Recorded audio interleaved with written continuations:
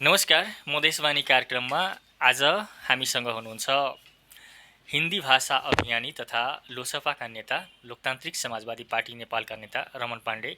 उहाँ 16 वर्षको उमेरदेखि नै मधेसप्रति समर्पित रही अहिलेसम्म आफ्नो राजनीतिक गतिविधि अगाडि बढाउँदै हुनुहुन्छ। उहाँ नेपाल सद्भावना पार्टीका संस्थापक नेतामध्येको उहाँ पनि हुनुहुन्छ। सर्वप्रथम उहाँलाई कार्यक्रममा स्वागत छ यहाँलाई कार्यक्रममा। धन्यवाद। जसरी कि तपाईँ अब हिन्दी भाषा मात्रै बोल्ने, नेपाली नबोल्ने कसम खानुभएको छ। अहिले भर्खरै विश्व हिन्दी दिवस मनाइएको छ नेपालभरि, नेपाल लगायत विश्वका धेरै मुलुकहरूमा जहाँ जहाँ हिन्दी बोलिन्छ, बुझिन्छ। खास गरी नेपालमा हिन्दी भाषाको औचित्य, आवश्यकता भनौँ अथवा सान्दर्भिकता के छ नेपालमा हिन्दी भाषाको? हम लोग एक मधेशवादी सिपाही हैं, पहचानवादी सिपाही हैं। हम लोग मधेश का विषय, पहाड़ के जनजातियों का विषय, या इस तरह से कहिए कि नेपाल में जितनी भी शोषित, पीड़ित, वंचित आबादी है उसके विषय पर केंद्रित रहते हुए विगत 32 वर्षों से इस हेतु संघर्ष कर रहे हैं। नेपाल सद्भावना पार्टी से लोसपा नेपाल तक की जो यात्रा है हम लोगों की, यह यात्रा जो हम लोगों की हो पा रही है, इसका एक महत्वपूर्ण कड़ी संपादक महोदय रामसुकुल बाबू हिंदी भी है। हिंदी यदि नहीं होता, हिंदी यदि हमारी भाषा नहीं होती, तो हम मधेश को जोड़ने के मुहिम में शामिल ही नहीं हो पाते। हम न मधेश पहाड़ को जोड़ पाते, न नेपाल भारत को जोड़ पाते। आप हिंदी के विषय में पूछ दिए, विश्व हिंदी दिवस के विषय में पूछ दिए, तो नेपाल में तो खस भाषा की चर्चा भी नहीं थी जिस वक्त। यह आज की बात नहीं है। देखिए, जहाँ तक हमने अध्ययन कर रखा है कि 1900 करीब आप कहिए तो 54 ईस्वी, 1954 ईस्वी से पहले नेपाल में सारी पढ़ाई लिखाई, कारोबार का भाषा, सब कुछ हिंदी भाषा ही प्रमुख भाषा था। 1954 के बाद, सन 1954 के बाद धीरे धीरे यहाँ की नस्लीय सोच की जो शासन रही, नेपाल के अंदर में जो नस्लीय ताकतें हैं, उन लोगों ने हिंदी भाषा को विस्थापित किया। उन लोगों ने हिंदी को भारत के भाषा से जोड़ के देखा। जैसा कि आप जानते हैं कि भाषा का कोई सीमा नहीं होता है, भाषा किसी बंधन में नहीं होता है। लेकिन इस देश के वासी मधेसी हैं और मधेसी से नफरत करो। उस वक्त में मधेसियों की आबादी करीब 48% रही होगी। आज तो हम लोग करीब इस देश में 51% है। क्लस्टर के हिसाब से देखिएगा तो ऊपर नीचा करके टेक्निकली दलित अलग कर दिया, जनजाति अलग कर दिया, मुस्लिम अलग कर दिया, थारू अलग कर दिया। ये इन लोगों की षड्यंत्र है। समष्टिगत रूप में आप मधेसी को देखेंगे ना, तो मधेसियों की आबादी इस देश में कितना है, तो 51% है। और पहाड़ी जनजाति जो शोषित, पीड़ित, वंचित समुदाय हैं, जिनके साथ साथ हम लोग आंदोलन किए हैं, उनकी आबादी भी इस देश में करीब 30% है। दोनों आबादी की बात करेंगे, मधेसी और जनजाति की, पहाड़ी जनजाति की बात, तो करीब 80% के करीब है। तो हम लोग नेपाल सद्भावना पार्टी की जब स्थापना हुई, परिषद से पार्टी बना, तो हिंदी भाषा को खस भाषा के समकक्ष राष्ट्र भाषा का दर्जा दिया जाए, यानी कि कार्यभाषा बनाई जाए। कार्यभाषा अभी क्या है नेपाल में, तो एक ही भाषा है कार्यभाषा, वह है खस भाषा, जिसको नेपाली भाषा कह के प्रचारित कर दिया गया। लेकिन इस देश में तो करीब 127, 28, 30, उससे भी अधिक भाषाएं नेपाली भाषा है। अब आप आइए हिंदी भाषा पर, तो हम आपको निवेदन किए हैं कि 1954 ईस्वी से पहले इस देश में पढ़ाई लिखाई, व्यापार का भाषा, भारत नेपाल के बीच के संबंध का भाषा, मधेश पहाड़ के बीच के संबंध का भाषा हिंदी भाषा ही था। और हिंदी भाषा को विस्थापित करके खस भाषा लादा गया। कैसे लादा गया, तो 1954 के बाद एक प्रतिवेदन आया जो अब यहाँ की पढ़ाई लिखाई का माध्यम भाषा खस भाषा बनाओ। खस भाषा किसकी भाषा, तो जिनकी हाली मोहाली यहाँ पर थी नेपाल में, 12% कहिए या थोड़ा सा अधिक ले लीजिए, खस बाहुन क्षेत्री की भाषा, निजी मातृभाषा, उनकी निजी मातृभाषा, घर की मातृभाषा, जैसे कि हमारी आपकी घर की मातृभाषा मधेश के लोगों की हिंदी भाषा है, मैथिली, बज्जिका, अवधी, थारू, सतार, राजवंशी, उर्दू, मारवाड़ी इत्यादि विभिन्न भाषाएं हैं, मगधी। तो घर की भाषा इनकी क्या थी? तो खस भाषा थी। खस भाषा किनकी थी? तो पहाड़ी बाहुन और पहाड़ी क्षेत्री की।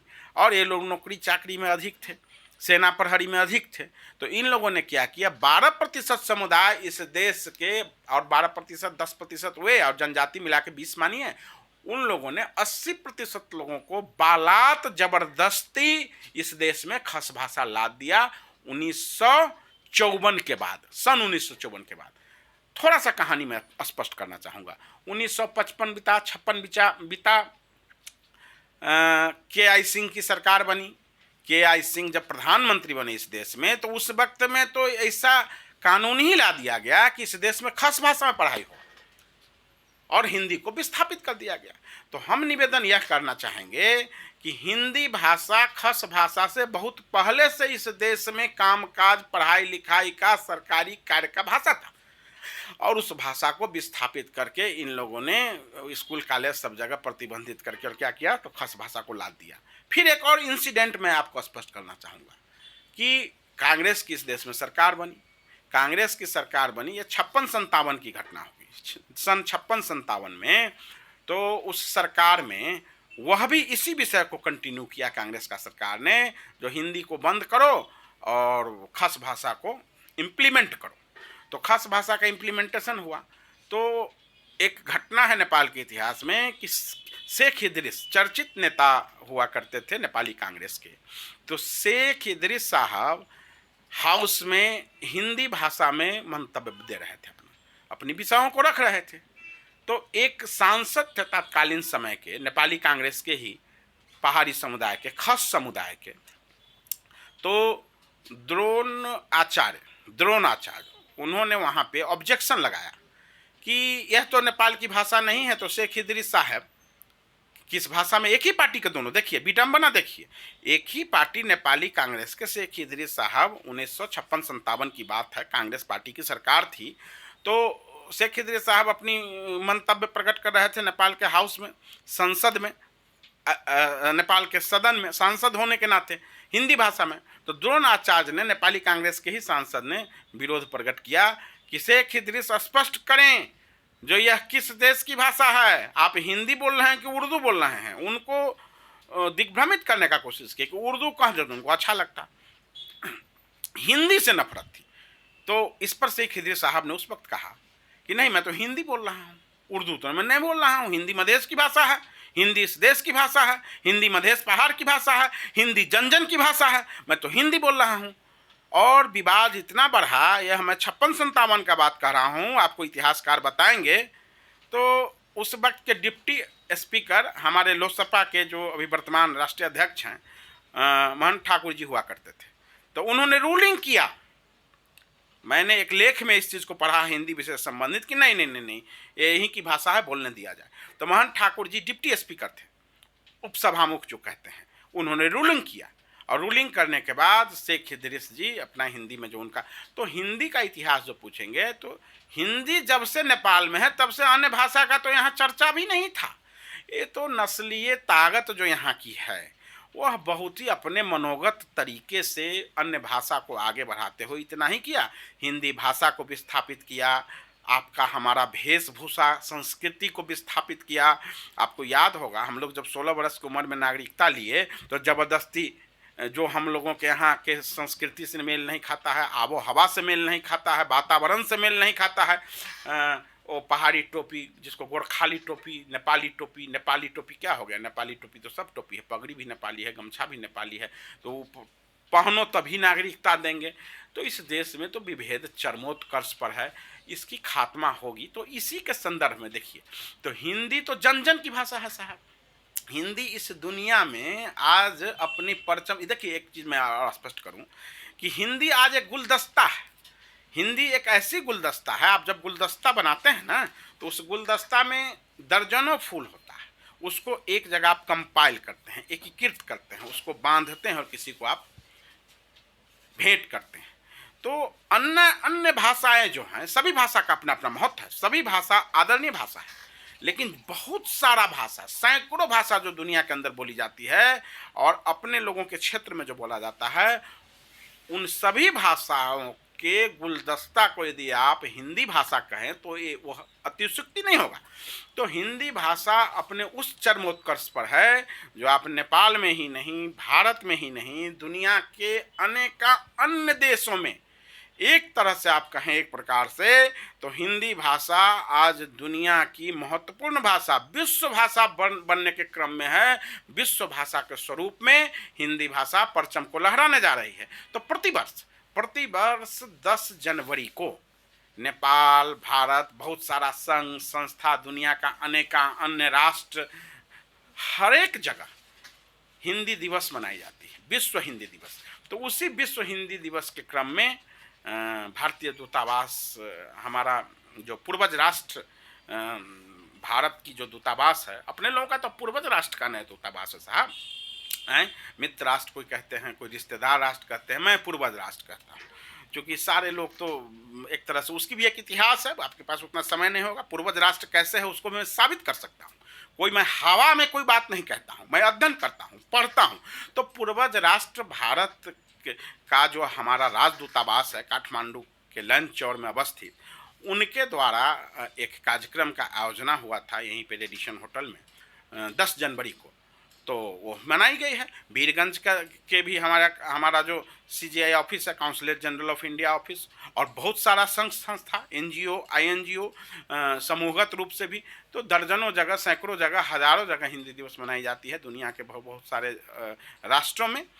तो इस तरह से हिंदी दिवस मनाई गई है। हजुर, खास गरी तपाईँले जसरी अब भारत हाम्रो पूर्वज राष्ट्र भन्नुभयो, कसरी?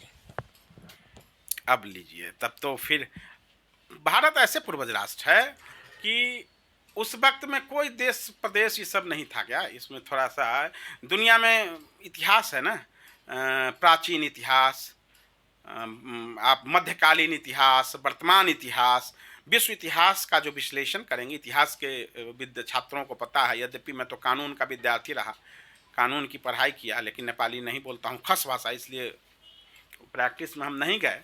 लेकिन खैर, तो विभिन्न जनपदें थी भारत में। आपको प्राचीन समय में करीब करीब 8 जनपदें थी, जिसको आप भारतवर्ष कहते हैं। तो उसमें 8 जनपदें हुआ करती थी। उन जनपदों में आपको बहुत बड़ा बड़ा जनपद था, मिथिला विदेह जनपद, मगध जनपद,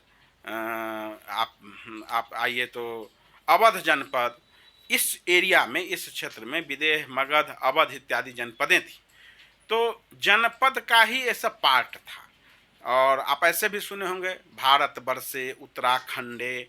तो फिर राष्ट्र का निर्माण हुआ, और नेपाल बनने के बाद भी, सुगौली संधि के बाद भी, ये तो सब मधेश में जो जितना जंगल था, कोई बस्ती थोड़ा ही था, ये तो सारा लोग, माने हम यदि अतिशयोक्ति न करें तो कुछ एक लोग जो आपको मंगोलियन ब्रीड के जो कुछ लोग माने हैं, उनके अलावा सारे लोग भारत से ही आए हुए हैं।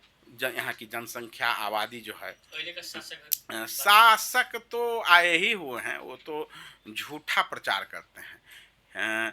हिटलर के एक मंत्री थे, गोगल्स या कुछ ऐसे ही नाम, परराष्ट्र मंत्री थे, गोगल्स थे, हिटलर के परराष्ट्र मंत्री है ना। तो वे, उनका कहना है, एक जगह हम पढ़े हैं, कि जिस झूठ को तुम एकाध सार 100 बार 200 बार दोहरा दो, बारंबार जिस झूठ को बोलो, वह समाज को सत्य प्रतीत होने लगता है। तो यहाँ के जो शासक है ना साहब, मुट्ठी भर शासक हैं। फिर देखिए, तो ये मुट्ठी भर शासक झूठा प्रचार किए, जो हम यहीं के हैं, हम यहीं के हैं। नहीं भाई, आप यहाँ के नहीं हो, सारा आबादी भारतीय वंश का है, भारत वंशज हैं हम लोग, महाराजा भी भारत वंशज हैं। मैं डंके के चोट पर कहता हूँ, ठीक है, यह हमारी राष्ट्र है, नेपाल हमारा राष्ट्र है, तो नेपाल से स्नेह करना हमारा फर्ज है। हमारी मधेसी राष्ट्रीयता है, कुछ लोगों की पहाड़ी राष्ट्रीयता है, लेकिन हम सभी लोग भारत से ही आए हुए हैं और भारतीय वंशज नेपाली नागरिक हैं। तो इसी मायने में मैं आपको स्पष्ट किया हूँ कि हमारा पूर्वज राष्ट्र भारत बनता है, भारत है, तो यह कहने में तो हर्ज नहीं होना चाहिए। हजुर, खास गरी तपाईँले हिन्दीको वकालत गर्दै हुनुहुन्छ। हिन्दी भाषालाई नेपालको राष्ट्रिय भाषाको रूपमा मान्यता दिनुपर्ने तपाईँको जुन अभियान छ, खास तर नेपालमा दिन प्रतिदिन हिन्दीप्रति घृणा पैदा भइरहेको देखिन्छ। नेपालमा हिन्दीप्रति किन घृणा फैलिँदैछ त? नहीं नहीं नहीं नहीं, हिंदी को मान्यता देने के बाद हम थोड़ा ही कहते हैं वो हमारी आपकी भाषा है हिंदी। कुछ लोगों की मातृभाषा है, बाकी सबों की संपर्क भाषा है। देखिए कि हिंदी है तो मधेश है, हिंदी है तो नेपाल भारत संबंध है, यह है ना। हिंदी यदि नहीं होगा तो मैथिली भोजपुरी को कैसे जोड़िएगा? जनकपुर का एक बासिंदा वीरगंज के एक बासिंदे से मिलेंगे तो क्या संपर्क भाषा होगा? वीरगंज वाले भोजपुरी नहीं छोड़ेंगे, उनको भी अपनी भाषा प्यारी है। और जनकपुर वाले मैथिली नहीं छोड़ेंगे, बजिका नहीं छोड़ेंगे। जनकपुर में मैथिली भी बोला जाता है, बजिका भी बोला जाता है, मगही भी बोला जाता है। तो दोनों का संपर्क भाषा क्या होगा? तो हमारे आदरणीय नेता गजेंद्र नारायण सिंह तत्कालीन समय 1990 में कहे थे, 2046 में लोकतंत्र के बहाली के बाद 47 में जब नेपाल सद्भावना पार्टी बनी तो हम लोगों का 5 प्रमुख जो मांग था उसमें था खस भाषा के समकक्ष हिंदी भाषा का मान्यता दो। मान्यता माने ऐसे कागज पर नहीं दो, सरकारी कामकाज का भाषा बनाओ। ऑफिस, अड्डा, अदालत, वह यदि लागू होता तो रमन पांडे भी एक वकील होने के नाते तो अपना प्रैक्टिस करता ना। तो मैंने तो मेरा निवेदन यही है कि हिंदी भाषा को इसलिए राष्ट्रभाषा बनाना चाहिए कि आप मधेश के गांव में आप चले जाइए, सुदूर गांव में चले जाइए, जिसको इंग्लिश में कहते हैं माइक्रो इंटीरियर्स में चले जाइए, जहां खेत है, खलिहान है, आली पर हमारी बहन बेटियां, हमारे बुजुर्ग खुरपी लेके घास करते हैं। उन जगहों पर जाइए तो एक आदमी, 2 आदमी, आपको मुश्किल से 100 आदमी मिल जाए जो टूटी फूटी एक खस भाषा समझ जाएगा। खस भाषा नेपाल में मधेश का आबादी जानता भी नहीं, बोलने भी नहीं आता। लेकिन हिंदी आप बोलिए तो पहाड़, मधेश, अरब, पंजाब, जितने लोग मधेश के लोग जाते हैं, जहाँ काम करने जाते हैं, सभी समझते हैं। तो हम स्पष्ट यह कर दें आपको, जो मधेश को जोड़ने वाली मैथिली, भोजपुरी, अवधी, जितनी भी भाषा है, प्रमुख भाषा हम कह रहे हैं, इनको जोड़ने का संपर्क भाषा का काम सिर्फ हिंदी करती है। और मधेश और पहाड़, एक मधेसी, एक धोती वाला, एक पगड़ी वाला, एक लुंगी वाला और गमछा वाला जब टोपी और दौला सुरबाल वाले से मिलता है तो उनके बीच का भाषा क्या होता है? तो उनके बीच का भी भाषा हिंदी भाषा होता है। और जब एक नेपाली भारतीय से मिलता है, जब एक रिश्तेदार दूसरे रिश्तेदार से मिलता है, जब एक मित्र दूसरे मित्र से मिलता है नेपाल भारत के मायने में, तो उनका भी भाषा हिंदी होता है। तो हिंदी तो सर्वाधिक लोकप्रिय भाषा है। हिंदी में तो आप देखते हैं कंप्यूटर से लेकर सॉफ्टवेयर सब आने की तैयारी है। तो ऐसा है। तो ये खस भाषा का प्रचार, खस भाषा का इज्जत करके आप जिंदा रखिए, जिनकी मातृभाषा है। कुछ प्रतिशत ब्राह्मण और कुछ प्रतिशत पहाड़ी ब्राह्मण और कुछ प्रतिशत, सीमित प्रतिशत पहाड़ी क्षेत्रीय का मातृभाषा है। आपका मातृभाषा जबरदस्ती पूरा नेपाल काहे बोलेगा भाई? आप क्या हो? 21वीं सदी में, इस गणतंत्र के जमाने में आपकी भाषा को दूसरा क्यों बोल देगा? हमारे जैसे आदमी तो नहीं बोलेगा। 32 वर्षों से हमने आपका भाषा नहीं बोला है, आपने बोला है। आपको जो करना है कर लो। सरकार आपकी, सत्ता आपकी, न्यायालय आपकी, सेना आपकी, प्रहरी आपकी। इससे होता जाता क्या है? संघर्ष करने वाले लोग तो अपने भेष के लिए, अपने भाषा के लिए, अपनी संस्कृति के लिए, अपने अधिकार के लिए, है ना, वो तो संघर्ष करते ही रहते हैं ना। तो होता रहेगा ना। तो एक तरफ आप कहते हो हमको समावेशी नेपाल बनाना है, एक तरफ आप कहते हो बहुल भाषा, बहुजातीय, बहुसंस्कृति, और किताब पर लिख के आपने रखा है साहब। ऐसा नहीं होगा। तो इन्हीं मायनों में हिंदी को यदि सही अर्थों में अपनाई जाए तो राष्ट्रीयता मजबूत होगी इस देश में। तो राष्ट्रीयता मजबूत करने के लिहाज से भी हिंदी का महत्व को समझने की जरूरत है। आज जानते हैं, आज मधेश पर इतना शासन करने में यहाँ का शासक सफल क्यों हो रहा है? एक ही पूंजी है उसके पास, एक पूंजी है। मैं बता दूं, 32 वर्षों का अनुभव है मेरे साथ मधेशवादी आंदोलन का साहब। एक पूंजी है, वह पूंजी है भाषा के आधार पर मधेश को छोटा छोटा टुकड़ा में बांट दो। और हम मधेशवादियों के पास एक ही पूंजी है कि भाषा के आधार पर जुड़ जाओ। अब इसी में तो द्वंद्व है। हम लोग तो समझते हैं। वह क्या करता है कि यहाँ का जो पहाड़ी जो नस्लीय नेता है वह वीरगंज में जाएगा तो भोजपुरी में बोल देगा, जनकपुर में जाएगा तो मैथिली में बोल देगा, कहेगा कि मैथिली बोलो ना, हिंदी नहीं बोलो, उसको वो सिखा देगा, सिखलाता है। वहाँ नेपालगंज में जाएगा तो अवधी में बोल देगा, थारू क्षेत्र में जाएगा तो थारू भाषा में बोल देगा, राणा थारू से लेकर जो भाषा है ना। जनजाति क्षेत्र में जाएगा तो राई तमांग लिंबू गुरुंग भाषा का बात कर देगा, और वहाँ अपना खस भाषा को संपर्क भाषा बनवा देगा। और हम लोग कहते हैं कि सतर्क और सजग हो जाइए मेरे मधेसी भैया और हमारे जनजाति भाई। हिंदी भाषा को जिस दिन अपना लेंगे तो समूची जो 1850 किलोमीटर का जो हमारा लंबा क्षेत्र है मधेश का, जिसमें हम लोग विभिन्न भाषा भाषी रहते हैं, वो सारा भाषा भाषी जुड़ जाएंगे। और जुड़ जाएंगे तो इसके लिए क्या करना पड़ेगा, हिंदी भाषा को अपनाना पड़ेगा। हिंदी के अलावा जो षड्यंत्रकारी नेता, जो नस्लीय नेता मैथिली भोजपुरी अवधी थारू सतार राजवंशी में बात करता है, समझ लेना चाहिए हम मधेसियों को, यह जाके विखंडन पैदा करने के लिए, मधेश को छोटा छोटा टुकड़ा में बांटने के लिए वो एक्सरसाइज करने आया है। वो हमारा हक अधिकार की बात नहीं करने आया है। और जो मधेसी नेता हिंदी में बात करके भाषण करता है तो समझिए सच्चे मायनों में वो मधेश को जोड़ना चाहता है। मैथिली में हम कैसे कहेंगे भाई साहब, मैथिली से तो हमको भी प्रेम है, बजका से, लेकिन मैथिली कह के बजका कह के हम नेपालगंज में कैसे समझाएंगे मधेश बात का बात।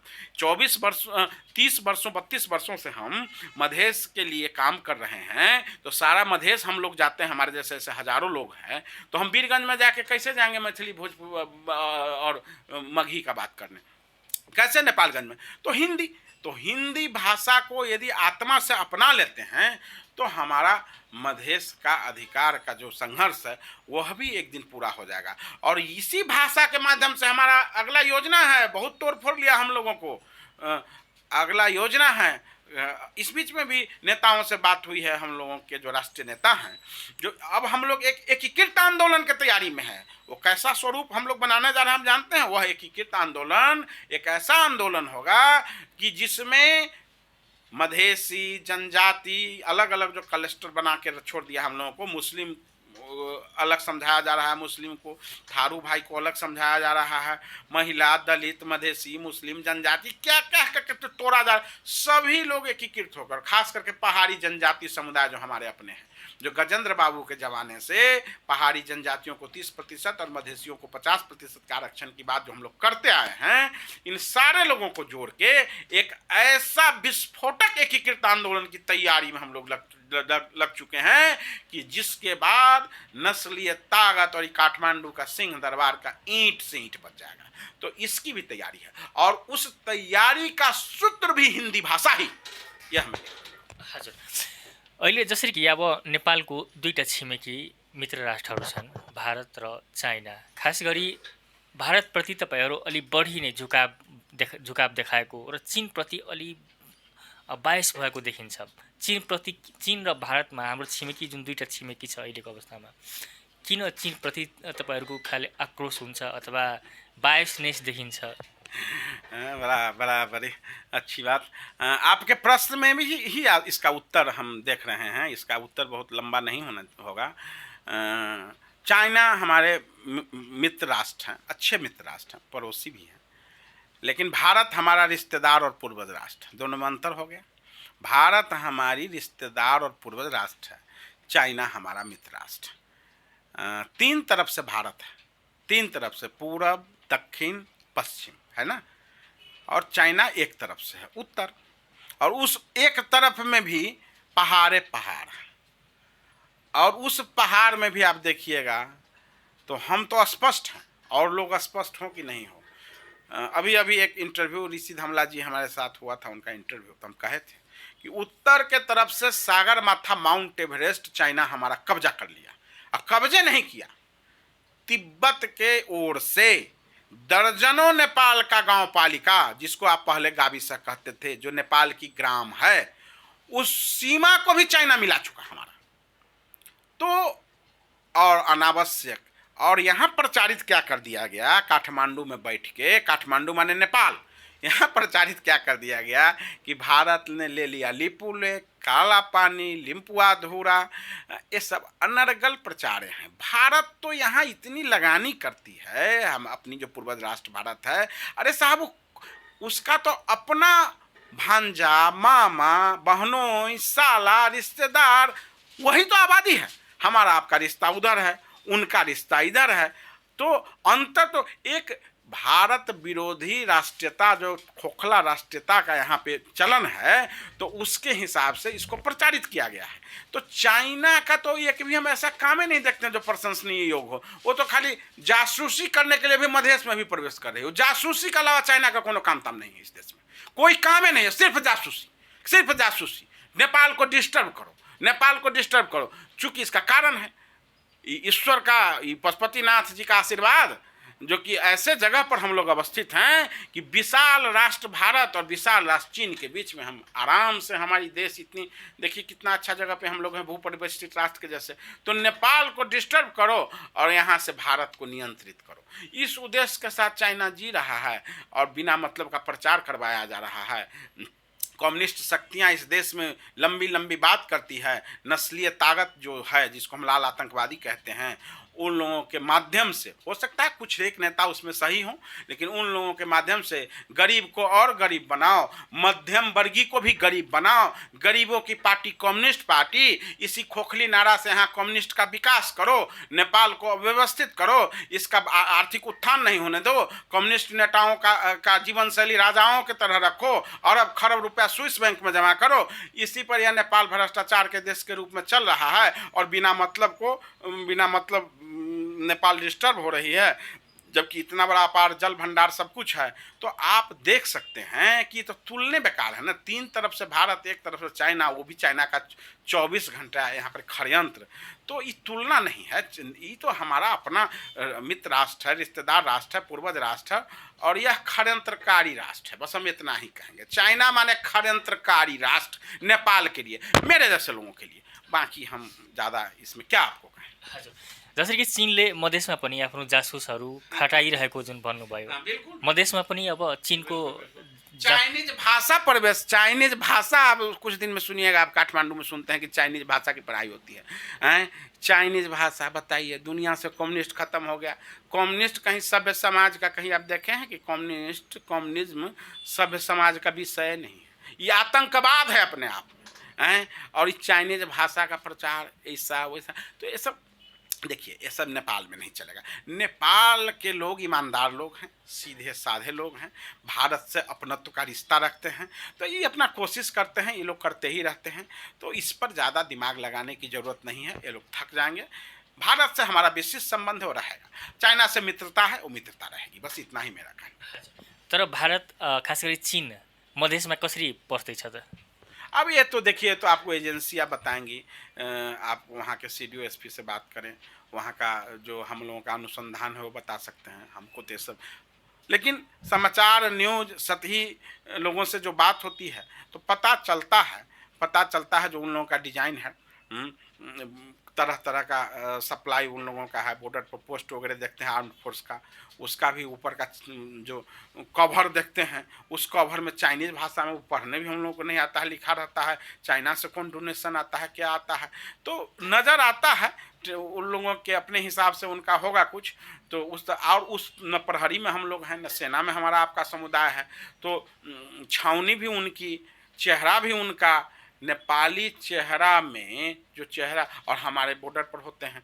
और सुनता हूँ कि NGO INGO बहुत सारा ऐसा है जो चाइनीज़ फंडिंग से चल रहा है और उसके माध्यम से मधेश की जासूसी करवाई जा रही है। क्योंकि मधेश का अर्थ तो वहाँ से तो भारत एकदम बिल्कुल जनस्तर का संबंध है साहब, नेपाल और भारत के बीच में जनस्तर का संबंध है। और मधेश और बिहार, UP, उत्तराखंड, आप इधर चले जाइए, बंगाल, सिक्किम, इस एरिया में तो और अधिक जुड़े हुए हम लोग। तो एक जनस्तर का संबंध है भारत नेपाल के बीच में।